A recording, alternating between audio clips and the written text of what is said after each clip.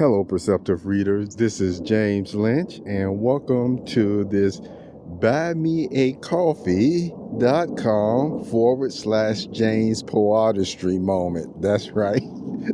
That's what I'm going to be calling these podcasts when I don't specifically place them on the Poeartistry Gold moments. This is going to be, like I said, a Buymeacoffee.com/James Poeartistry. And yes, you see a lot of my consultant moments there, and you'll continue to see more of those. Some of those will be subscription only, okay? And remember, my subscriptions, you can place, I think I have it set anywhere between $1 or $5 a month. I've recently looked at the settings. I'm going to go back through and probably add a couple of more things to my buymeacoffee.com/James Poeartistry.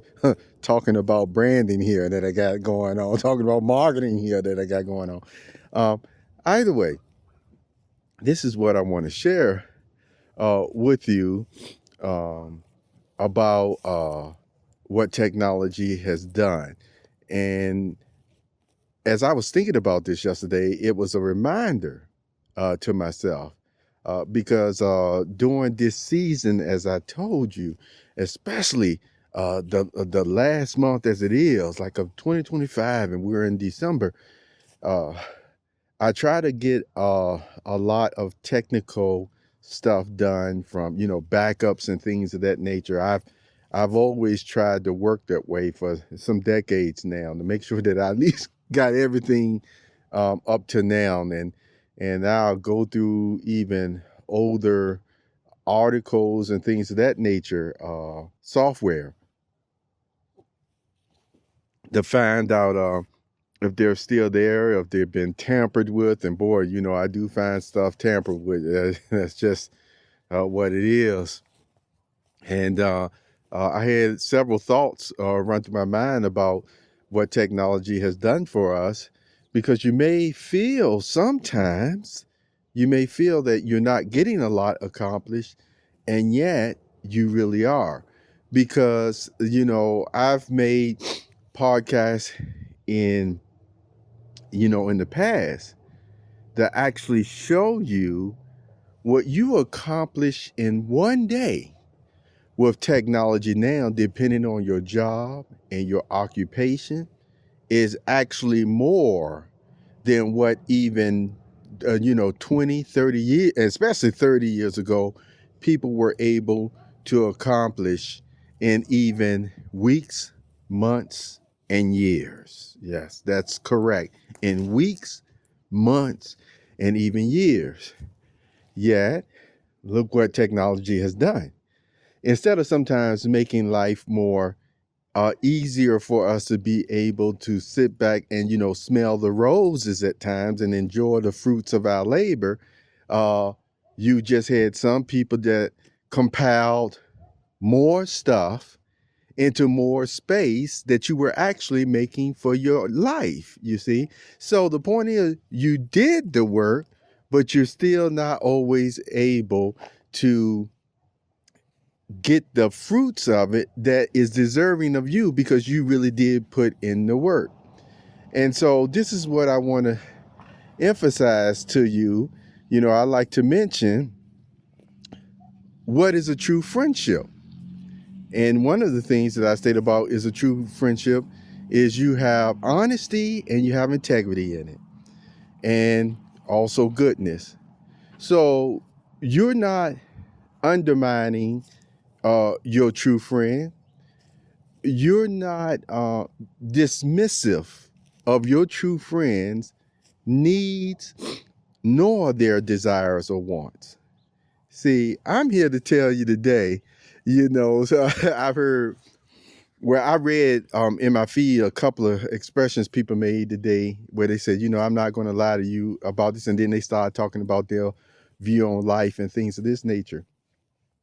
Well, that's an expression I never really use. I just don't use it just because probably I'm always so serious when I'm talking like this. It's almost like if I'm not writing one of my books or what have you, fiction, science fiction, then in everyday life sometimes, yeah, I can crack some jokes, but at the same time, there are just certain matters that I talk about. It's like, oh yeah, no, I'm very serious about this. No, no, people can believe what they want, but I still say on this matter, you know, if you believe something and you're practicing this thing, then you believe you're right, right? And we're the same thing with what I'm about to state right here.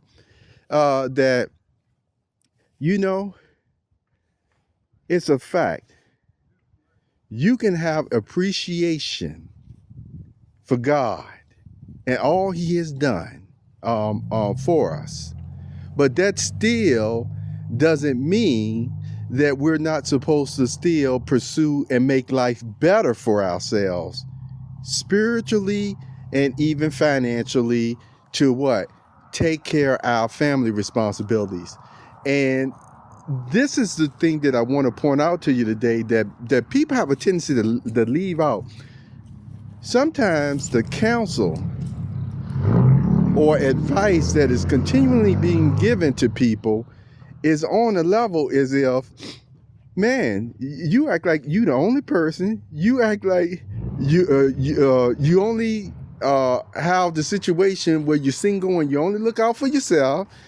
And then even for the ones who have families, they act like the ones who have families are not supposed to be working hard to have something for health care and even to pass on an inheritance to their children and family. That's scriptural. And yet there's a lot of counsel today to try to make it seem like people are not supposed to strive to do that. And so I'm here to tell you again that the advice that I'm giving you, it is right. It is correct. You are supposed to do that. Also, you are supposed to have an appreciative spirit, but the same way we work on our personality, our spirituality, we're supposed to take care of our priorities and materially. And we're not supposed to be in such a state where then we're always in lack. And we're not supposed to also weaponize the good stuff or the protections that God has given us. See, that's nothing that people say. I hear people talk sometimes where they say, well, if you knew what was already given to you in this way and that way, or this or blah, blah, blah, you'll be just glad that you're alive. And how many of you remember me telling you this, that's something that my father taught me at a very young age? No.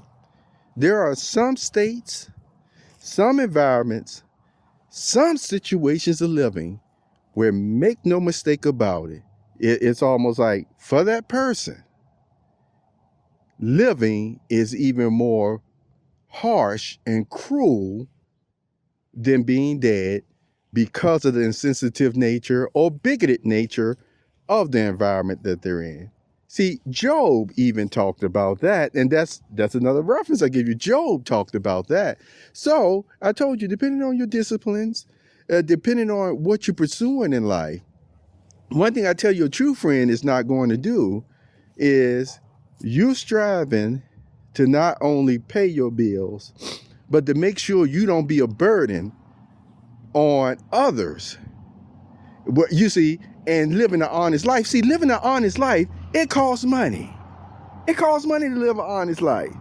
So the whole point is, for some of the persons that I told you that, I'm just telling you like it is, that I've seen that will sit up there and just say, you should be happy for this and that or what have you.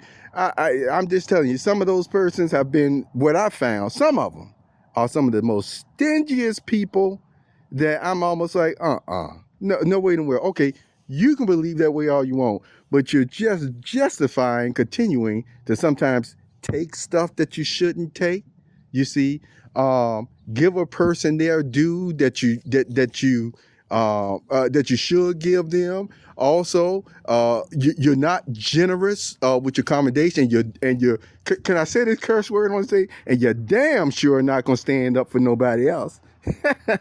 So all the same, take these thoughts today and just keep them in mind. Keep on pursuing. You got to take care of yourself. You do deserve good things. God already showed that by everything that he placed on the earth.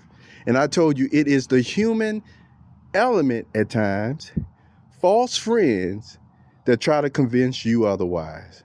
Pursue greatness in your personality, your spirituality, and materially. And I guarantee you, like I said, like Jesus showed when he could calm the people's minds and spirits because their stomachs and stuff weren't growling on what he was trying to teach them about. It's the same thing with humans today.